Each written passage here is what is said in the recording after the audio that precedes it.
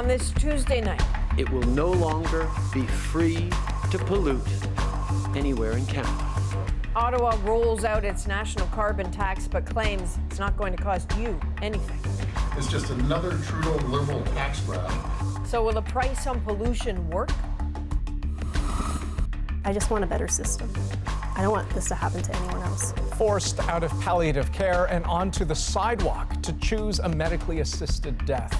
Should publicly funded hospitals be allowed to opt out? And 2 weeks till the high-stakes U.S. midterms. It's completely gaming the system. You know, you don't have a sports team that's their own referee in the game. How political boundaries could break the Democratic blue wave. We go in depth down south. This is The National.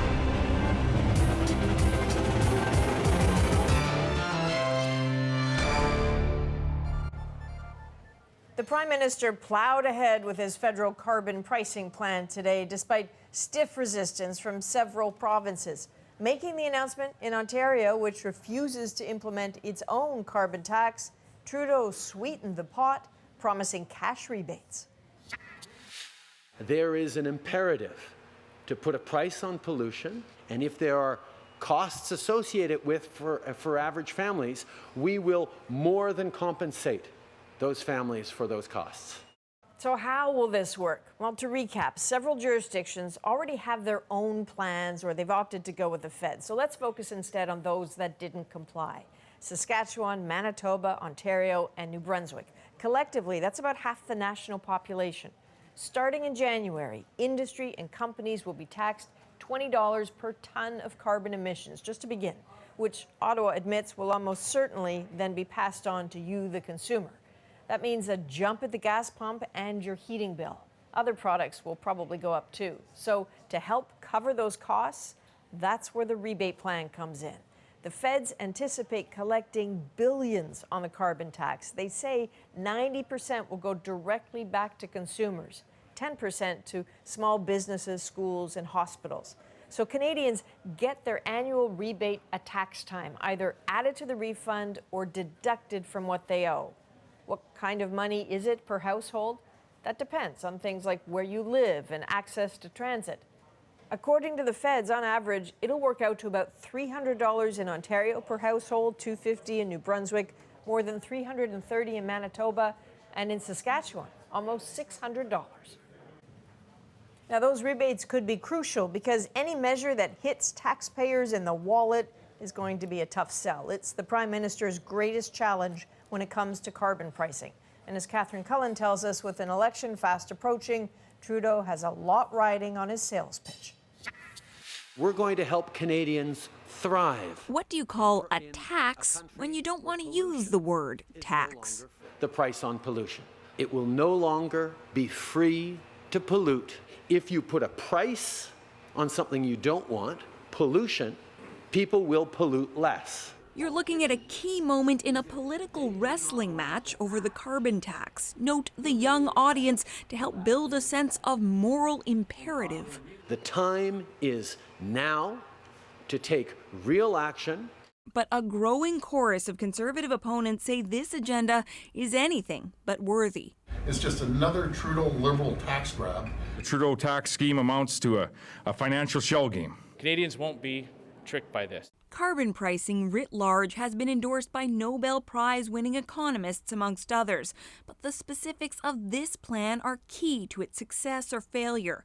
Enter the tax rebates. Officials say about 70% of Canadians in the affected provinces will get more back on their tax returns than they'll pay in carbon taxes. Our province asks, if this is the case, what's the point? It's basic economics that if you start putting a price on something you don't want, people will look at ways of not having to pay that price. But some say a rebate that starts in an election year is suspect. But now we know it's really also just an election gimmick. A suggestion the Prime Minister got a little sarcastic about after a reporter mentioned it. It's a very unpopular tax, though. I'm wondering if you're using But these I'm buying checks. votes with it, right? That's Right, but so I'm wondering if you're using these checks, though. Trudeau says this isn't about politics, but consider where he made this announcement. Right here in Etobicoke North. in Ontario Premier Doug Ford's riding. Justin Trudeau wants to make it personal, go into my backyard and make the tax. Trudeau pointed out that in fact it is the federal science minister's riding, though she didn't utter a word at today's news conference. It seems clear that Trudeau and Ford have sized each other up as their preferred political opponents, ones to get their supporters riled up on this increasingly hot topic. Catherine Cullen, CBC News, Ottawa. So the lines have been drawn in the sand, but politics aside, is the carbon pricing model sound in practice? To try to get a sense of that, we reached out to someone who understands the science and the financial aspects. That's Jennifer Winter at the University of Calgary. She studies how government policy affects the environment and natural resources. Jennifer, you're also an economics professor, so you're perfectly suited for this. If the point is to get people to pollute less, is taxing companies then offering households rebates actually going to work? Absolutely. So the way the plan has rolled out is that we're pricing the emissions of companies and of households, and that creates the incentive to change behavior, to reduce emissions, both on the company side and the household side. And we know that people and firms respond to incentives, so this is going to work at reducing emissions. Okay, so it looks like the average household will get about $300. Does the math suggest to you that's enough to cover all the extra costs of a hike in heating and gas because of the carbon tax? Yes, my estimates suggest that depending where someone is in Canada and depending on their energy use, that their costs can range from, say, $250 to $400 at $20 a ton. And so an average household rebate of $300 should be covering those costs. Okay, Jennifer Winter, we'll see. Thanks very much. You're welcome.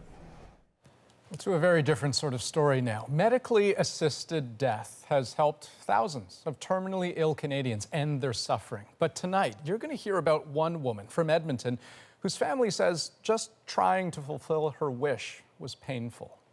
That's because the place where she was receiving care was operated by a Catholic health provider. And now her family wants others to know about a policy they describe as cruel. The CBC's Jenny Russell has their story.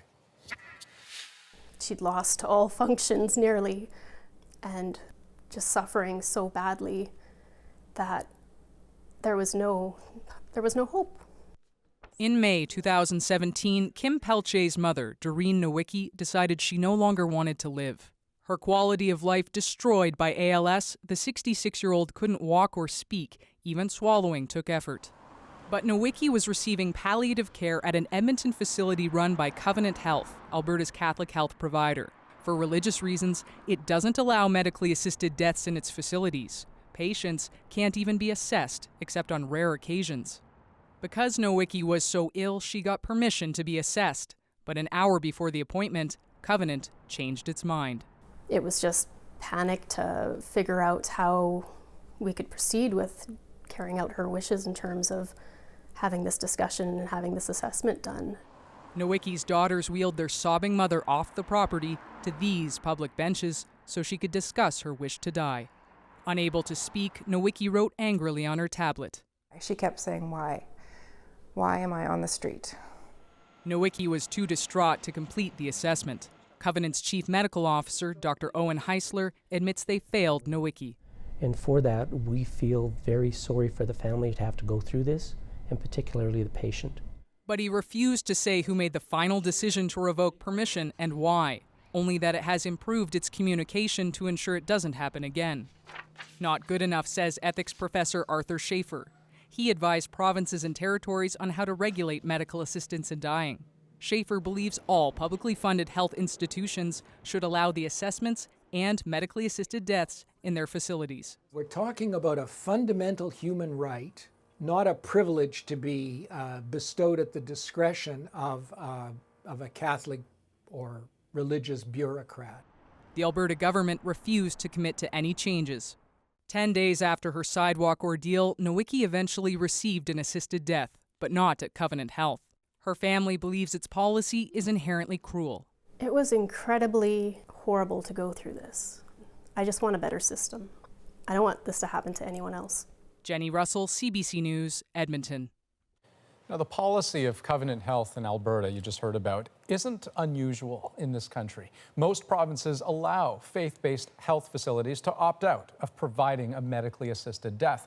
And while many of them will support the assessment and transfer of a patient who is requesting it, they can and do refuse to allow assisted deaths within their walls.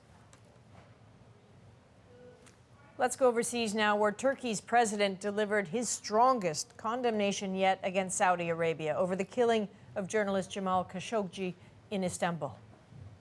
Recep Tayyip Erdogan says it was no accident, and he is demanding answers from Saudi Arabia. But as the CBC's Nala Ayad tells us, Erdogan's speech today didn't exactly deliver the naked truth as advertised earlier. From the president of the world's top jailer of journalists came strong condemnation of the murder of a prominent Saudi one.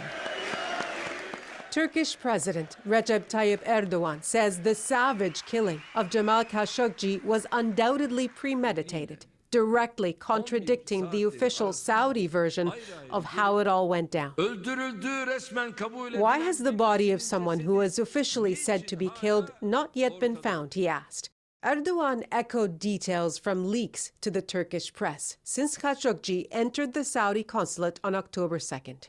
That a Saudi hit squad came a day before killing him, forensic specialists, even a body double, that someone disabled the consulate's cameras.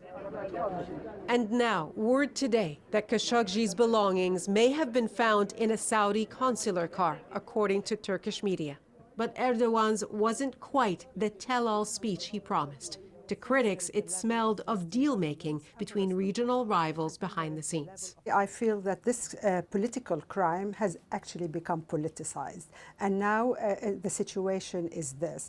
The crime is between Saudi Arabia, Turkey, and the US to resolve. And I just hope that there is no political deal that would make Jamal Khashoggi forgotten forever. Erdogan did raise some hard questions. Who gave the order to kill Khashoggi? Saudi Arabia says he was killed in an altercation. The king promising again today to hold whomever is responsible to account. Widely accused is Saudi Crown Prince Mohammed bin Salman, or MBS. In a whole other world today, the image-conscious prince is thronged by admirers at a major investment conference, boycotted by several countries, including Canada, over the killing. The terrible acts reported in recent weeks are alien to our culture and our DNA. So why would Khashoggi be targeted? Khashoggi started writing in English in the Washington Post, is to influencing public opinion, and therefore that was incredibly difficult for Mohammed bin Salman to swallow. MBS made one more appearance today, offering condolences to Khashoggi's son before the cameras. Nala Ayed, CBC News, London. And that last image, that Saudi palace photo op, certainly caught the world's eye, less for its intended show of sensitivity, more for its obvious tension. Salah Khashoggi and his siblings are banned from traveling outside of Saudi Arabia, according to Jamal Khashoggi's former editor at the Washington Post. Meanwhile, the United States took a step to punish Saudi Arabia, announcing it is revoking visas of Saudi officials said to be connected to Khashoggi's death. Some of those suspects are already under arrest. President Donald Trump also took aim at the regime today. The cover-up was one of the worst in the history of cover-ups. It's very simple. Bad deal, should have never been thought of. Somebody really messed up. When asked about whether to keep doing business with the Saudis, Trump said he'd let Congress decide. Now, Canada is under pressure to rethink a multi-billion-dollar deal to sell the Saudis military vehicles. Prime Minister Trudeau spoke about it today on CBC Radio's morning show in Toronto. If we're willing to sell armed vehicles to a country that chops up a journalist in its own consulate, what would stop us? I mean, that's where we can use export permits, and we can make a determination on that.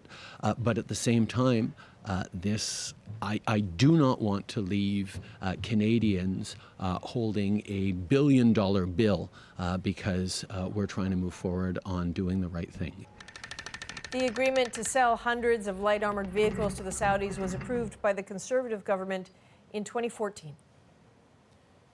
Well, we often take for granted the idea that people are living longer and longer these days, but that may no longer be true.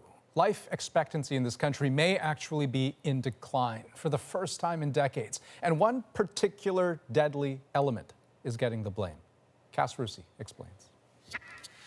5 years ago on Thanksgiving, Yvonne Clark's life changed forever. I was in Phoenix. I got the call from my daughter at 4:20 Phoenix time, and she said Connor had passed away. Her 21-year-old son was struggling with an addiction to the painkiller OxyContin. When his prescription ran out, he looked for more on the streets. He died from a single fentanyl tablet. Now, the Calgary mother has made it her mission to warn high school students about the dangers of opioids.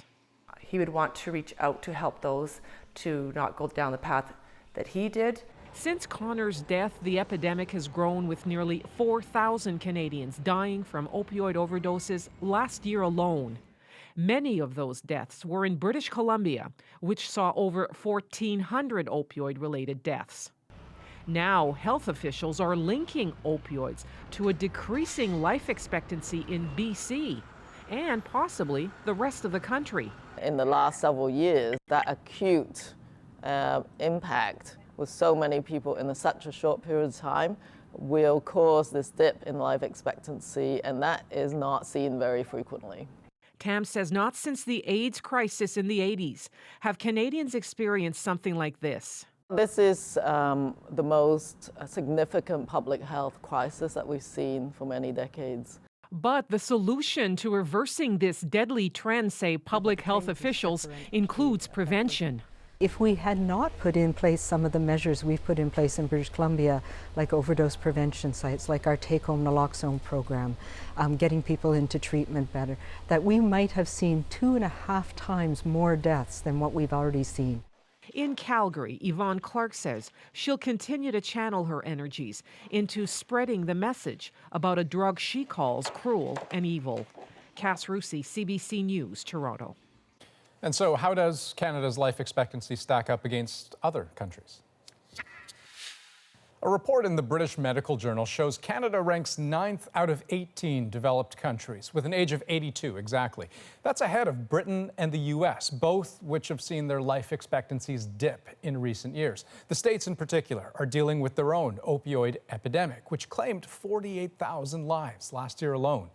And in case you're wondering, Japan tops the standings with a life expectancy of 84 years. Researchers credit a good diet and strong public health policy. Now to a developing story we're following tonight. Hurricane Willa has made landfall in Mexico. Willa is striking just north of the tourist hotspot of Puerto Vallarta. It's one of the most powerful storms to hit the Pacific side of Mexico in years. It's sitting now at a Category 3, but still authorities warn of life-threatening storm surge, wind, and rain. Already thousands of people have been evacuated from low-lying areas, and the projections are for up to 45 centimeters of rain in some places. And still ahead on The National, car loans that are lasting longer than ever. Do Canadians really know what they're getting into?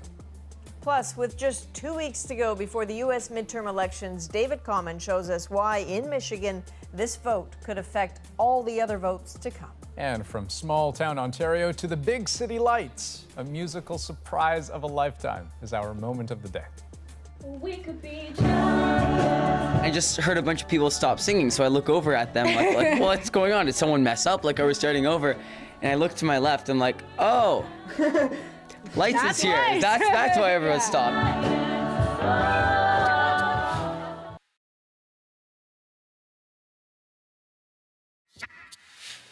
Canadians are buying more vehicles than ever before. A record 2 million were sold last year alone. And this year, that number's just expected to go up. Problem is, most people borrow money to do it. And the terms of those car loans are getting longer and longer. Yes, it makes those monthly payments more manageable. But as part of our CBC News series, Debt Nation, Jacqueline Hansen shows us why locking into a loan for that long, even at a low rate, can spell trouble down the road. 24-year-old Jackie McDonald used to commute to work in a Chevy Cavalier she got for $1,800. That was well past its prime. It just wasn't reliable. I don't feel like I could get in that car every day and go to work without worrying about not getting there on time or the engine not turning over. So McDonald decided to buy a brand new Kia. She borrowed $32,000 to do it, financed over 7 years. It felt scary. That's not the kind of money that you would just spend any day of the week. Most Canadians borrow to buy a new car. At the start of this year, 56% of loans on new cars were at least 7 years. But sell or trade in early and the borrower could owe more than the vehicle is worth. It's called negative equity. About 1/3 of people who trade in their vehicles have it, adding about $7,000 onto their new loan. In McDonald's case, she was offered an incentive of 0% interest, so she decided to consolidate other student debt and added another $4,500 to her car loan. That means she will owe more on the car than it's worth for much longer. Financial planner Rona Birnbaum has seen some people like McDonald get trapped by long-term loans. We know that you can lose your job, or other costs in your life can go up, or you might have a child a little earlier than you thought you were. Life changes. She says it's best to get a loan of just 3 to 4 years. One of two things are going to happen after that period of time. You're going to want to replace the car, and you don't want to have a huge loan at that time to deal with, or you start to have repair issues that then make the whole running of the car unaffordable. As interest rates rise, consumers will also get squeezed by higher debt payments and likely pull back on future spending, especially big-ticket items. If that's the case, you're not buying a new car. You keep the old car. You do that, I do that, many other people do that, and then we have a situation in which the old car industry is facing reduced demand. And that is an issue that could go beyond the car industry. It's about people not going to a restaurant. It's about people not going and spending because they have to finance their mortgage and they pay more. They reduce their consumption. The economy goes down. Back in BC, Jackie McDonald isn't fazed by 7 years of car payments. I have every intention of keeping the car for the life of the vehicle. It's not something that, we want to upgrade in a few years. So the biggest purchase she has ever made may be the only big one for some time. And if other Canadians continue to buy into long-term car loans, it could ultimately create challenges for the economy down the road. Jacqueline Hansen, CBC News, Coquitlam, BC. Money issues are never straightforward, are they? Still ahead on the National, an iconic intersection in Winnipeg where nobody is allowed to walk. No pedestrians allowed. But is that decades-old rule about to be overturned? Plus, fair game? We go in depth in Michigan with a group of citizens determined to change the political playing field. The politicians get to draw those lines for themselves, like going down to the neighborhood level and guessing how people are going to vote, and then trying to mathematically divide them up so they can guarantee that they're going to win and that their opponent's going to lose. It sounds like gaming the system. Yeah, it's completely gaming the system.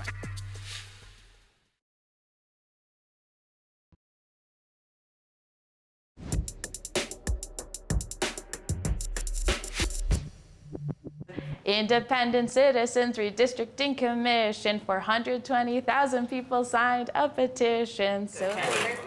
Okay, it's got not a bad beat, but can you vote to it? At the heart of that fun little tune is a very serious issue for millions of Americans. It's known as gerrymandering. So it's been described as the main obstacle to genuine democracy in the United States. How it works and why will certainly influence which party controls the House after midterm. So tonight, we visit one state where a group of citizens is trying to stop the practice. The CBC's David Common went to Michigan. Michigan is the front line in a fight against political manipulation, against a system designed to ensure victory years before an election. Many seats are never really up for grabs, and many people don't understand why. Gerrymandering, it makes me think of someone who is using or wasting time in court by saying nonsense. Is that gerrymandering? You ever heard of gerrymandering? Yes. What is it? Gerrymandering is like the manipulation of like properties to like segregate like communities by like different demographics. Gerrymandering is when you change the election districts so that they fit like more Republican, more Democrat, and it's so that, I don't know, I guess senators do that so that they can like help get elected. Have you heard of gerrymandering? Oh, absolutely. Yeah. So it's Okay. the same. We want to take that away from the politicians and have an independent commission of citizens draw the voting maps. On the doorsteps of Michigan, a grassroots political group is both trying to explain the system and change it. In Michigan, whichever party's in power goes behind closed doors and they draw the maps, and they draw them in such a way as to benefit themselves. Voters Not Politicians is advocating to end gerrymandering here by removing the exclusive power to draw lines from career politicians. It's a complicated issue, one even hard to explain face to face. Gerrymandering has given Michigan maps like this, electoral boundaries with squiggly lines designed to keep some voters in and some out. It happens across the U.S. Every decade or so, states redraw the voting districts to account for changes in population. In some states, like Michigan, it's up to the state legislature to redesign these maps. If there's one dominant party in the legislature, well, they can draw the maps in a way that will help their party get reelected. Gerrymandering may play a major role in U.S. politics, but making sense of it, that is a lot more challenging. And so we have come to Michigan Stadium, the big house, to try out an explanation. Most of the fans here, they're going to be dressed in blue. And let's say the opposing team's fans, they're dressed in red. They're far fewer in number, but depending on how you engineer things, you can make them seem more important and bigger than they really are. Say you have 15 red fans and 10 blue. Easiest option? Split them up by those rows, 3 groups of red fans and 2 blue. This fairly represents the fans' interests. But split them up like this and the smaller blue team is always outnumbered by red fans in each section. Or make the minority blues the majority by changing the lines. These kinds of tricks happen all the time in American politics. Just look at Michigan's 11th and 14th congressional districts. Okay, so how do you get a weird shape like that? What does gerrymandering look like on the ground? Well, here we are on the dividing line between these two districts. Sarah, the producer, is looking at this. Where are we, Sarah? Who's on which side?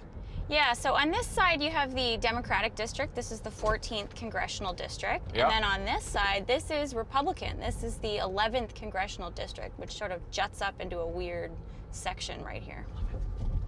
Okay, so we're turning left here. Now we're going through.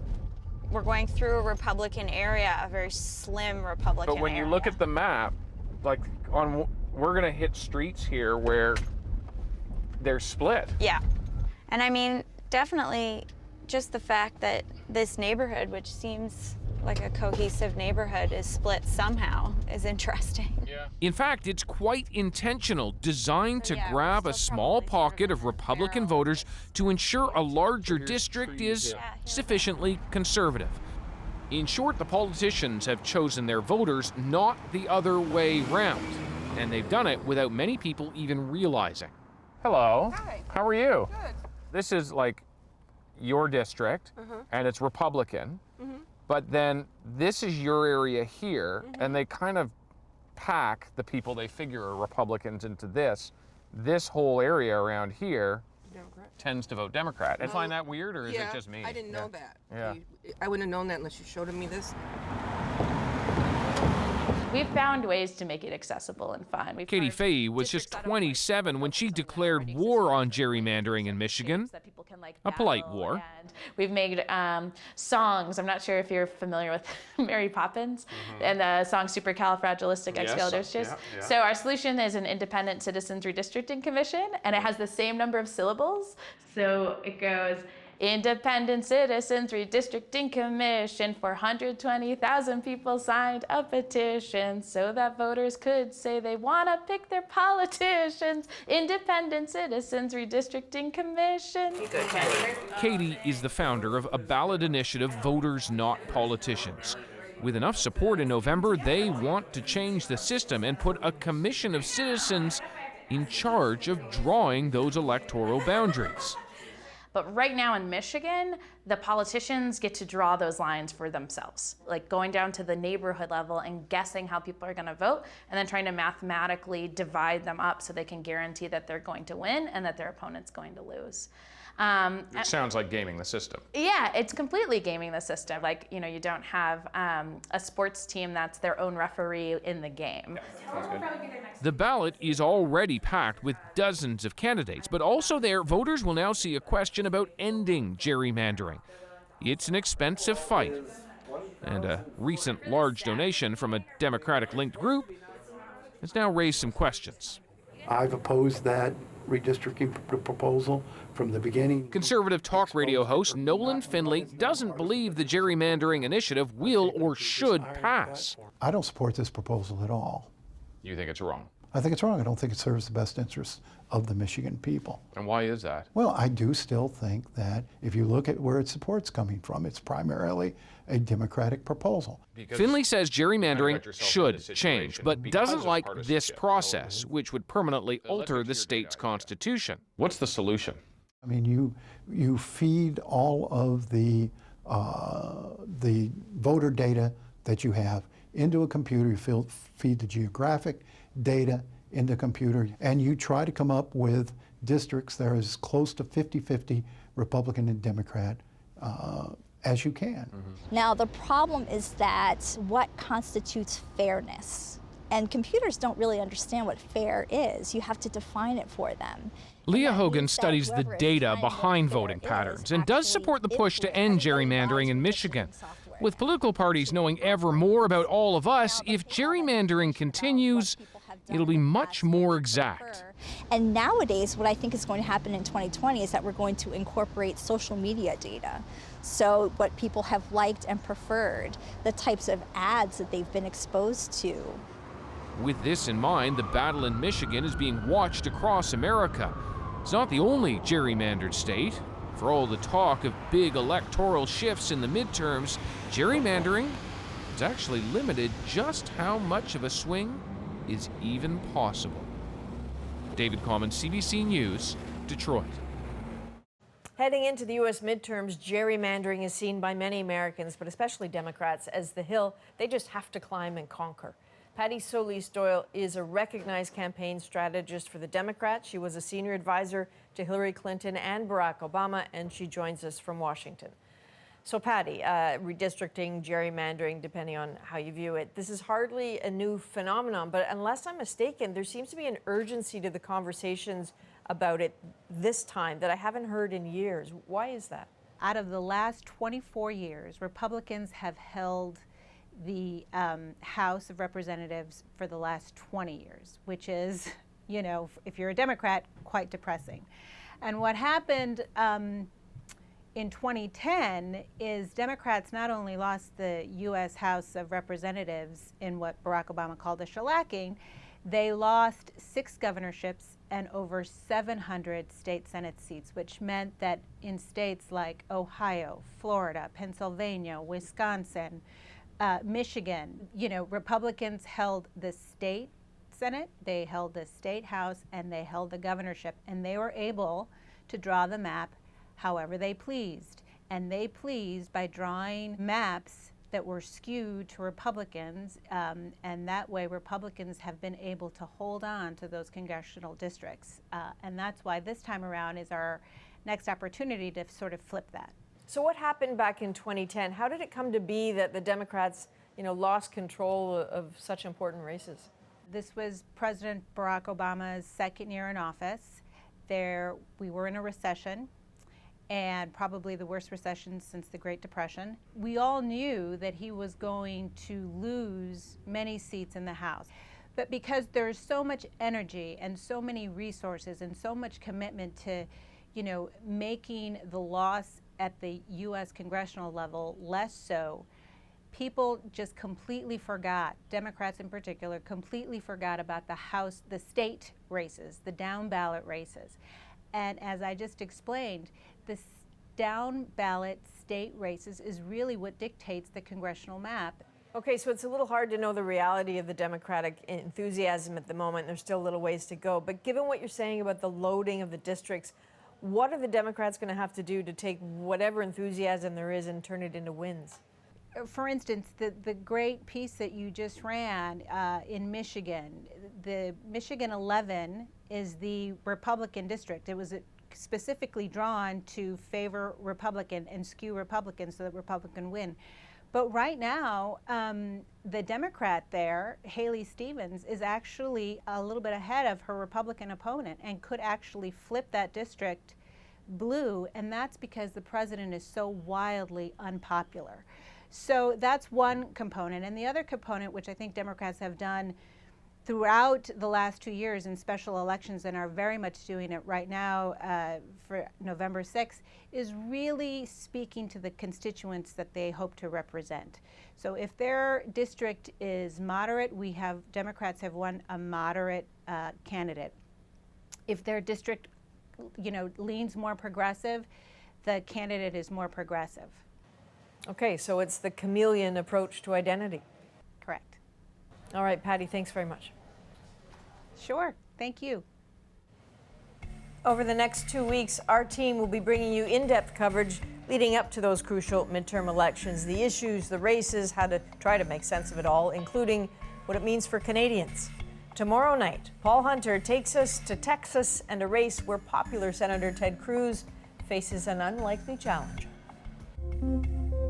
Beto O'Rourke, the upstart Democratic congressman from El Paso who's aiming at the unthinkable, unseating Ted Cruz. I'm confident that when we see each other not as Democrats or Republicans, O'Rourke's ads target Texans who want change. All right, everybody share this. Beto O'Rourke is on a skateboard. Famously, once videoed of all things skateboarding outside a burger joint, he's the darling of countless in the American media. I wanted to meet you right away, so thank you for being here. Thanks for having me on. O'Rourke has become a contender. Thank you, and God bless you. Cruz is ahead in the polls, but only just, even if he downplays the narrow gap. Why do you think the race is so close this late in the game? Well, I'm not sure it is that close. We've seen a lot of momentum coming our way, and I think what has changed, so 6 months ago, there was wall-to-wall coverage in the press that was just one puff piece after another about Congressman O'Rourke, and it was all rainbows and puppies, and Kennedy-esque was their favorite adjective, and it didn't discuss any substance.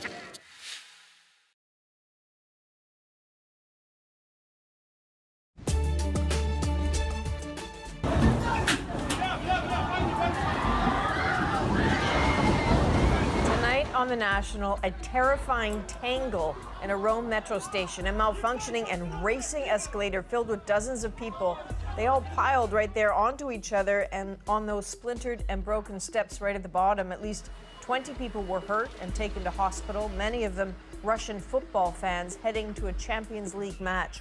The cause is being investigated, but the city's mayor said it appeared some Russian supporters were dancing and jumping on the escalator.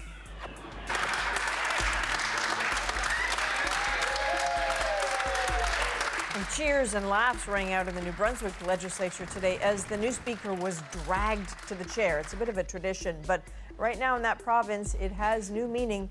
Liberal MLA Daniel Guitar was the only candidate for the job. As late as Sunday, none of the elected members wanted the job because no party wanted to give up a seat. The Liberals are trying to form a precarious minority government with one less seat than the PCs. And that's a fascinating discovery in the Black Sea. What you're seeing here, that's the world's oldest intact shipwreck. The 23-meter vessel has been lying undisturbed off the coast of Bulgaria for more than 2,400 years. Experts say it was preserved because there's a lack of oxygen at that depth. It's believed to be an ancient Greek trading vessel. Well, for a busy intersection in the heart of a bustling city, Winnipeg's Portage and Main stands out. Sure, it looks like a lot of downtown street corners, tall buildings, lots of cars, but no one crossing the street on foot. That's because pedestrians are not allowed. Tomorrow, Winnipeg voters will decide whether to open up the intersection to foot traffic. And as Cameron McIntosh explains, it's a question that's been in the making for decades. It's been called the crossroads of Canada, where east meets west. On a given day, 55,000 cars move through Winnipeg's Portage and Main. Pedestrians are banned. Want to get a Winnipegger going? Ask if they should be able to cross here. I think they should. We have to go underground and then walk around just to get to where over there. It's nothing but stupidity to open up Portage and Main. Yeah, that's right. Winnipeg's having a referendum over whether or not there should be a crosswalk here instead of a barricade, pitting two visions of the city and its downtown against each other, focused on the city's most iconic and historic intersection. From day one, Portage and Main has been Winnipeg's center, a geographical, cultural, and financial nexus. It was the focal point of the Winnipeg General Strike. Pro hockey's first $1 million contract was also signed there. Even inspiration for two locals to write a minor hit. Today, an historic event. The city opened a $7 million underground walkway. The late 70s saw pedestrians removed, diverted into an underground concourse. Deemed then as good planning, it was actually a deal with developers who were promising a new office tower. 40 years later, the agreement is about to expire. Right now, Portage and Main is an economic dead zone. Adam Dooley leads a coalition of business owners who want to put people back on the street. We deserve a place that we love, and this is the center of our city. Why not build a fantastic place here? On the other side, drivers. The city has pedestrians crossing busier intersections, but it seems no one wants to slow down here.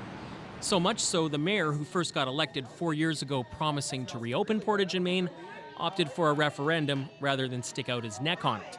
If ultimately Winnipeggers are saying not yet, not now, then we should respect that.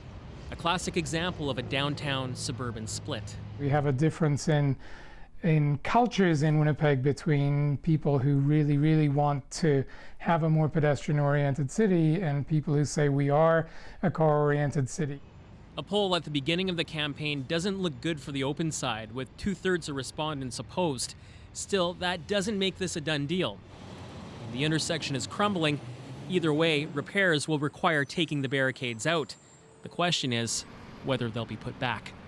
Cameron McIntosh, CBC News, Winnipeg. Next on The National, an Ontario music class gets a celebrity surprise in our moment. I was in the back section with all the boys, and I'm just trying to, perform, trying to obviously think about the music as well. I'm kind of mid-verse, and I look over and I'm like, that's lights.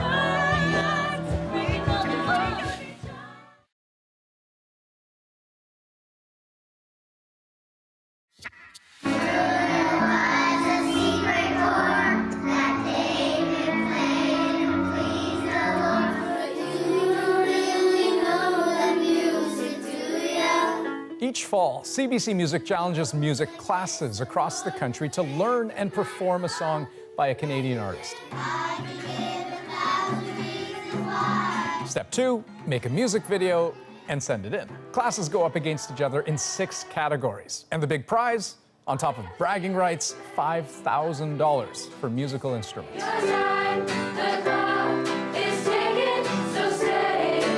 This year, a group of high school students chose to cover Giants, catchy song by Canadian singer-songwriter Lights. And CBC invited them to come to Toronto to perform the song for a promotional video. But what happened next caught all of them by surprise, and that is our moment of the day.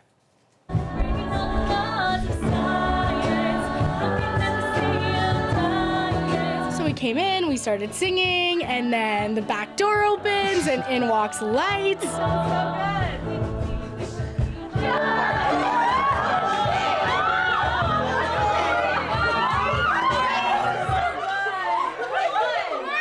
People stopped singing, and then I saw her. I was like, do we keep going or? Yeah. Then the whole question was, can we stop? Can we freak out? And this is Lights right here. Yeah. And it also made it a little more stressful because we're singing her songs. Yeah, we can't be bad now. We have to be really good.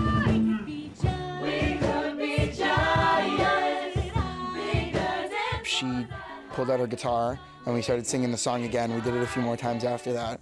pretty surreal singing the song with the person who wrote it and performs it. Just a chance to actually talk to someone who's that down to earth, but knows a little bit more about that industry than we do, has a little more experience with all this stuff.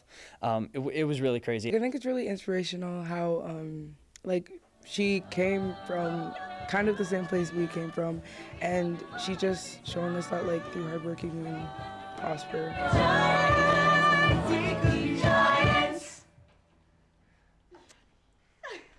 That was great.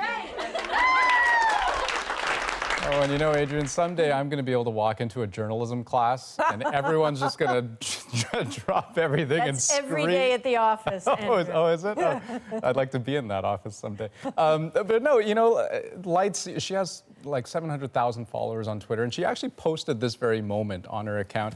And happiness is infectious. The simplest comment is my favorite. It's all caps. This is adorable, and then a whole bunch of gibberish, like the guy just kind of like face rolled all over his laptop because he was so excited. Very fun stuff. You know, and hey, great cause. Music education is something people beg for in this country. There have been protests here in Vancouver asking for it. You know, the number of specialist music teachers in Ontario keeps going down. So, you know, it's the sort of thing that gets people talking and gets more music in the schools. Nothing wrong with that. That is the National for Tuesday, October 23rd. Good night. Good night.